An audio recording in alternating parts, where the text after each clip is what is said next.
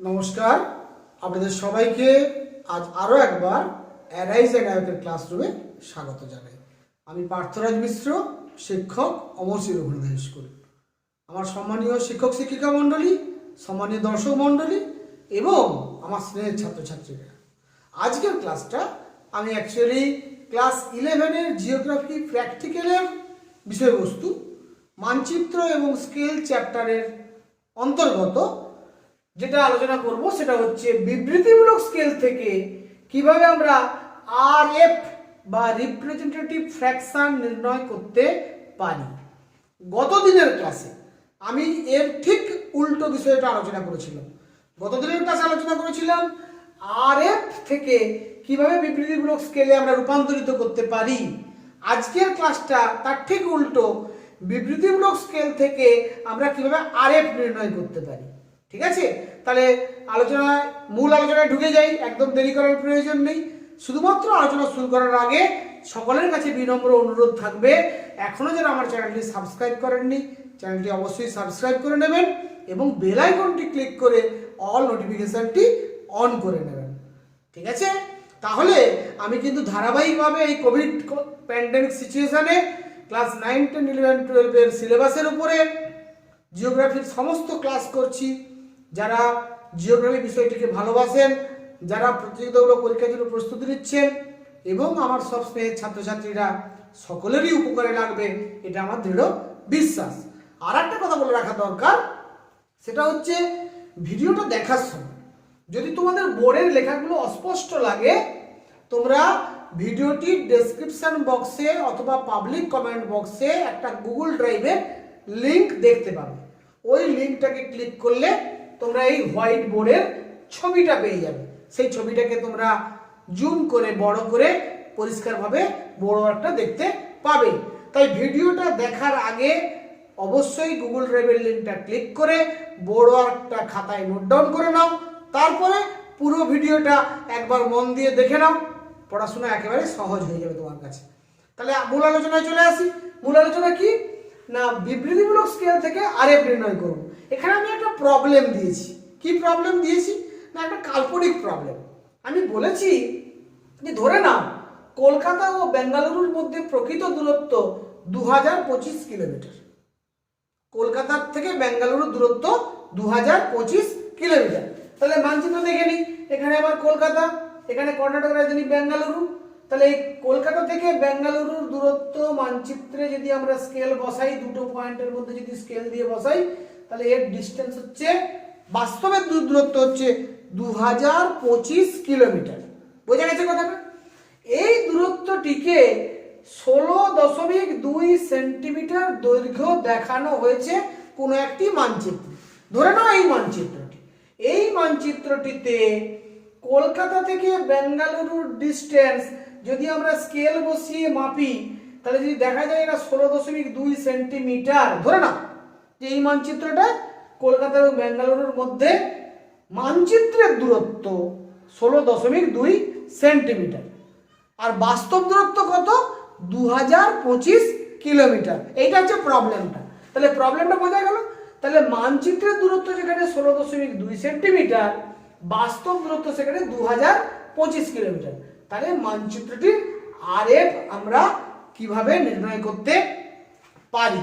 মানচিত্রে আরএফ নির্ণয় করার জন্য নিয়মের নতুন কোনো নিয়ম নয়। আমরা আগের দিন ক্লাসে শিখেছিলাম। কি শিখেছিলাম না, মানচিত্রে কলকাতা ও বেঙ্গালুরুর মধ্যে যেটা 16.2 সেন্টিমিটার দূরত্ব ভূমিভাগে, সেটাই কিন্তু 2025 কিলোমিটার দূরত্বকে নির্দেশ করছে। তাহলে মানচিত্রে যেটা দূরত্ব 16.2 সেন্টিমিটার, ভূমিভাগে সেটা 2025 কিলোমিটারকে নির্দেশ করছে। তাহলে আমরা বলতে পারি, বা মানচিত্রে কলকাতা ও বেঙ্গালুরুর মধ্যে দূরত্ব যেটা 16.2 সেন্টিমিটার, ভূমিভাগে সেটা 2025 ইন্টু 1 লাখ সেন্টিমিটার নির্দেশ করে। দেখো এখানে ছিল 2025 কিলোমিটার, আমি যখন 1 লক্ষ দিয়ে গুণ করলাম তখন কিন্তু আমার এককটা হয়ে গেল সেন্টিমিটার। এই বিষয়টা খেয়াল করো, অত্যন্ত সহজ জিনিস। কেন না, আমরা জানি, আমরা কেন এটা 1 লাখ দিয়ে গুণ করলাম না, আমরা জানি যে 1 কিলোমিটার সমান 1,00,000 সেন্টিমিটার। 1 কিলোমিটার সমান যেহেতু 1,00,000 সেন্টিমিটার, তাহলে আমি কি করলাম 2025 কিলোমিটারকে 1,00,000 সেন্টিমিটার দিয়ে গুণ করে দিতে আমার এককটা হয়ে গেল সেন্টিমিটার। তাহলে দুটোই একক কিন্তু সেন্টিমিটারে চলে এলো। একটা উপর প্রথম ধাপে একটা একক সেন্টিমিটারে ছিল, একটা একক কিলোমিটারে ছিল। দ্বিতীয় ধাপে দুটো এককই কিন্তু আমি সেন্টিমিটারে নিয়ে চলে এলাম। আরএফ যেহেতু সেখানে কোনো এককের উল্লেখ থাকে না, তাহলে লব এবং হর দুটো ক্ষেত্রেই একক কিন্তু একই হতে হবে। সেই কথা মাথায় রেখে দুটোকেই আমি একই এককে রূপান্তরিত করে নিলাম এবং 1,00,000 দিয়ে গুণ করলাম। কেন না, আমরা জানি 1 কিলোমিটার সমান 1,00,000 সেন্টিমিটার। তাহলে 2025 কিলোমিটার সমান 2025 × 1,00,000 সেন্টিমিটার। এবারে আমরা জানি আরএফ বা রিপ্রেজেন্টেটিভ ফ্র্যাকশন বা ভগ্নাংশসূচক স্কেল সমান মানচিত্রের দূরত্ব ডিভাইডেড বাই ভূমিভাগের প্রকৃত দূরত্ব। মানচিত্রের দূরত্ব কত? 16.2 সেন্টিমিটার। ভূমিভাগের প্রকৃত দূরত্ব কত? না 2025 × 1,00,000 করলে 2025 এর পরে 5টা শূন্য বসিয়ে দিয়েছি, বোথ সাইডে সেন্টিমিটার করেছি। এবার কি করলাম আমি না, উপরে আমাকে 1 করতে হবে, আরএফ এর লব সব সময় 1 হবে। তাহলে 16.2 সেন্টিমিটারকে 16.2 দিয়ে ভাগ করলে 1 আসবে। তাহলে উপরে যদি আমি 16.2 দিয়ে ভাগ করি, নিচেও আমি 16.2 দিয়ে ভাগ করব। তাহলে কি হয়ে দাঁড়ালো, এইটাকে 2025 লক্ষ এই সংখ্যাটাকে 16.2 দিয়ে ভাগ করলে যে ভাগফলটা হবে সেটা হচ্ছে কি হবে 5 × 7 = 1,25,00,000। 1:1,25,00,000। তাহলে আরএফ হবে 1:1,25,00,000। তাহলে এই প্রবলেমটার আরএফ নির্ণয় হলো 1:1,25,00,000। বা আমরা ঘুরিয়ে বলতে পারি যে মানচিত্রে যে দূরত্বটা 16.2 সেন্টিমিটার, ভূমিভাগে সেই দূরত্বটা 2025 কিলোমিটার। মানচিত্রে যেটা দূরত্ব 16.2 সেন্টিমিটার, ভূমিভাগে সেই দূরত্ব 2025 কিলোমিটার। সেটা আমরা আরএফ নির্ণয় করলাম এইভাবে। অর্থাৎ আরএফ দাঁড়ালো 1:1,25,00,000। এইটা হচ্ছে আমার আরএফ বা রিপ্রেজেন্টেটিভ ফ্র্যাকশন। সে ছাত্রছাত্রীরা, আশা করি তোমরা পুরো ব্যাপারটা বুঝতে পেরেছো। এইভাবে বিভিন্ন মানচিত্রে কখনো আরএফ আকারে স্কেল দেওয়া থাকে, কখনো বিবৃতির আকারে স্কেল দেওয়া থাকে, কখনো রৈখিক আকারে স্কেল দেওয়া থাকে। ফলে স্কেল সম্পর্কে ধারণা লাভ না করলে আমরা কিন্তু রৈখিক স্কেল আঁকতে পারবো না, আর মানচিত্রের ধারণাও আমার স্পষ্ট হবে না। সেই জন্য এই যে চ্যাপ্টারটার নাম মানচিত্র এবং স্কেল, এই চ্যাপ্টারটায় মানচিত্র এবং স্কেল দুটো একে অপরের সঙ্গে অঙ্গাঙ্গিভাবে জড়িত, অত্যন্ত গুরুত্বপূর্ণ দুটো বিষয়।